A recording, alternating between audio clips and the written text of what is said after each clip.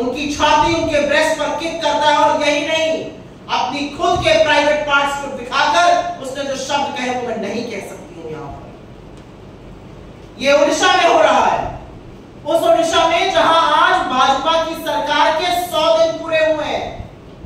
नरेंद्र मोदी 17 तारीख को उड़ीसा जाकर महिला सशक्तिकरण की, महिला सुरक्षा की बातें करते हैं, और उसी के कुछ घंटों में पता चलता है कि ओडिशा की इस बेटी के साथ पुलिस स्टेशन में दरिंदगी की गई। दरिंदे सिर्फ सड़कों पर नहीं, बीजेपी की सरकार में पुलिस स्टेशन के अंदर की गई। और ये कोई अबला नारी नहीं थी, ये एक लॉयर है, ये भारतीय सेना के अधिकारी की मंगेतर है, वो भारतीय सेना का अधिकारी जो सिख रेजिमेंट का मेजर है। मैं उनका नाम यहां नहीं बोल रही। सिख रेजिमेंट के एक मेजर की मंगेतर के साथ देश अपना ऋण इस तरह से चुका रहा है।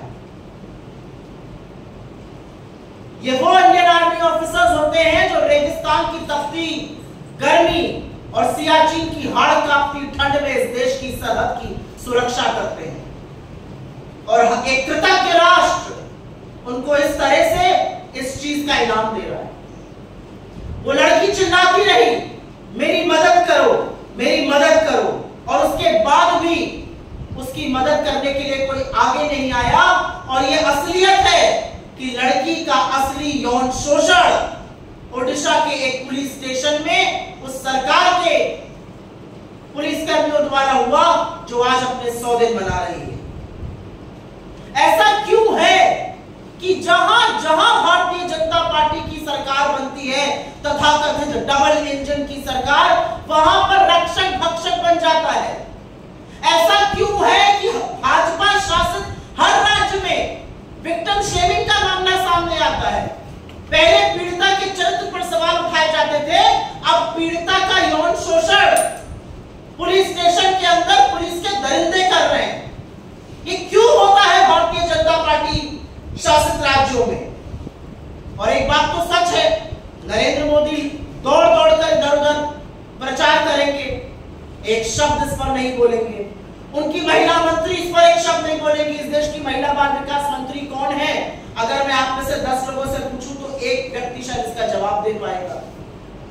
महिला सांसद इस पर नहीं बोलेंगी। हो क्या रहा है इस देश में?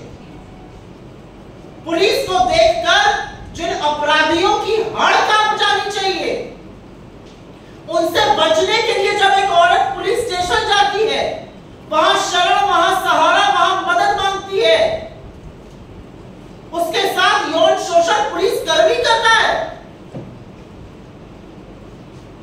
तो फिर सुरक्षित कहां है इस देश की आधी आबादी?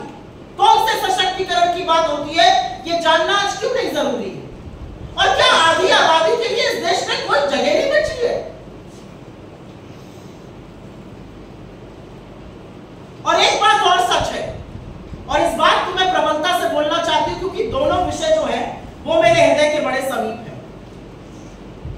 मणिपुर में 2 महिलाओं को, 2 बेटियों को आदमखोरों की भीड़ ने नोचा, उसमें से एक कारगिल योद्धा की पत्नी थी।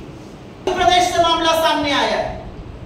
2 आर्मी ऑफिसर्स, 2 आर्मी के सैनिक और उनकी महिला मित्रों और संबंधियों के साथ वो कहीं घूमने गए थे, वहां पर उनकी पिटाई की गई। एक ये कृतज्ञ राष्ट्र है जो व्यक्ति ये सोचकर सरहद पे जाता है कि या तो मैं वापस आऊंगा या तिरंगे में लिपटा हुआ मेरा शरीर वापस आएगा, उसका हम ये बदला दे रहे हैं।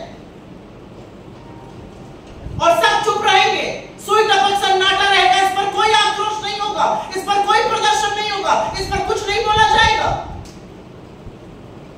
आपने बंगाल पर आवाज उठाई, सही किया, हमने भी बंगाल में प्रदर्शन किया। अब उठाइए इस पर आवाज, पूछिए कि ऐसा कैसे हो सकता था, पूछिए कि सरकार के बनते ही ऐसा दुष्कर्म पुलिस स्टेशन के अंदर बेटी के साथ कैसे हुआ। आप बदलापुर पर नहीं बोलेंगे, आप बिहार पर नहीं बोलेंगे, आप उत्तराखंड पर नहीं बोलेंगे, आप उत्तर प्रदेश पर नहीं बोलेंगे, आप सिर्फ और सिर्फ गंदी राजनीति महिलाओं के साथ दुष्कर्म होने पर करते हैं। हाथ जोड़कर नरेंद्र मोदी को इस देश की महिलाओं से माफी मांगनी चाहिए। आपके